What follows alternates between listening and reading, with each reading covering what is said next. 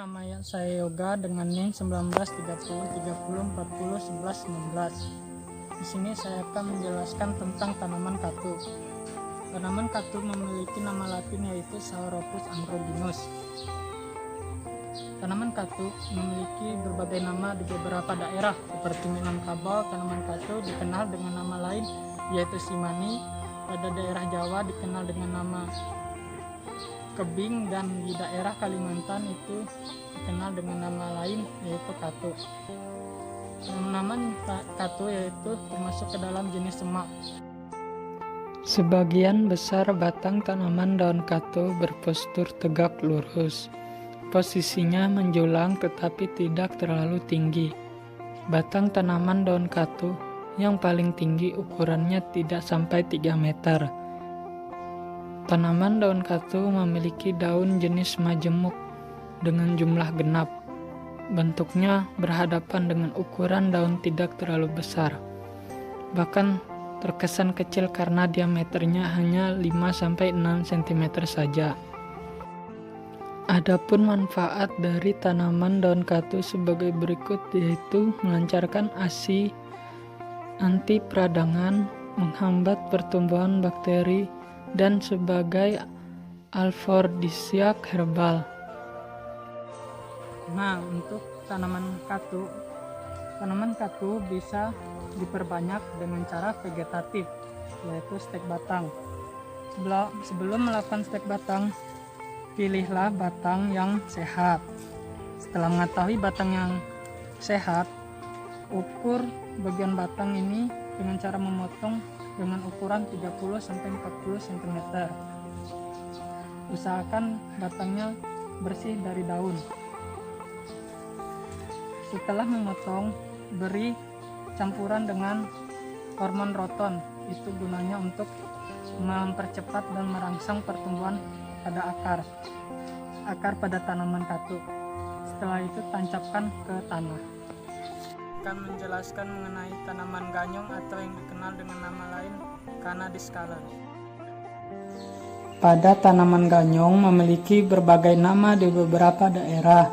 Seperti pada daerah Sumatera Utara dikenal dengan nama ubi pikul, pada daerah Sunda dikenal dengan nama ganyol, dan pada daerah Madura dikenal dengan nama banyur.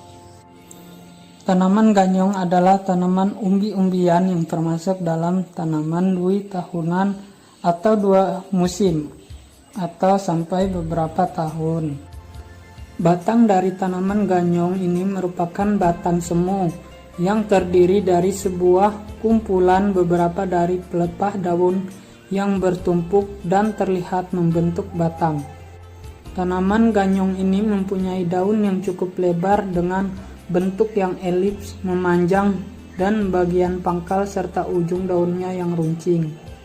Tanaman ganyong mempunyai bunga yang ukurannya sangat berbeda-beda, tergantung dari jenis serta varietasnya. Bunga ganyong ini berwarna merah dengan pangkal yang berwarna kuning. Pada tanaman ganyong juga berkhasiat untuk obat antipiretik dan diuretik, serta bagus juga untuk penyakit diare, hepatitis, hipertensi, dan radang saluran kencing.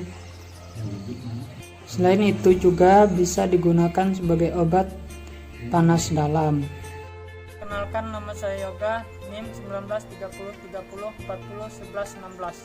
Di sini saya akan menjelaskan tentang tanaman jeruk nipis. Jeruk nipis terdapat berbagai nama di beberapa daerah, seperti pada daerah Bali, jeruk nipis ini dikenal dengan nama padang getap. Pada daerah Sunda dikenal dengan nama rondok kagit. Pada daerah Madura disebut dengan todusan. Dan pada daerah Kalimantan Tengah dikenal dengan nama limau nepi. Jeruk nipis termasuk jenis tumbuhan perdu yang banyak memiliki dahan dan ranting. Tingginya sekitar 0,5 sampai 3,5 meter. Batang pohonnya berkayu ulet, berduri, dan keras. Sedang permukaan kulit luarnya berwarna tua dan kusam. Daunnya majemuk berbentuk elips dengan pangkal membulat. Ujung tumpul dan tepi beringgit. Panjang daunnya bisa mencapai 2,5 sampai 9 cm dan lebarnya 2,5 cm. Sedangkan tulang daunnya menyirip dengan tangkai bersayap.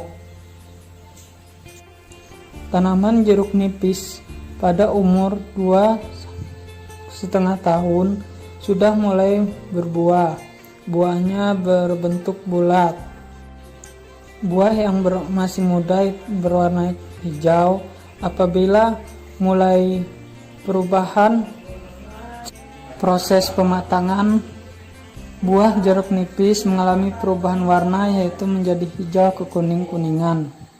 Adapun manfaat dari tanaman jeruk nipis sebagai berikut, yaitu sebagai obat batuk, obat penurun panas, obat begalinu, dan menurunkan laju kenaikan kolesterol.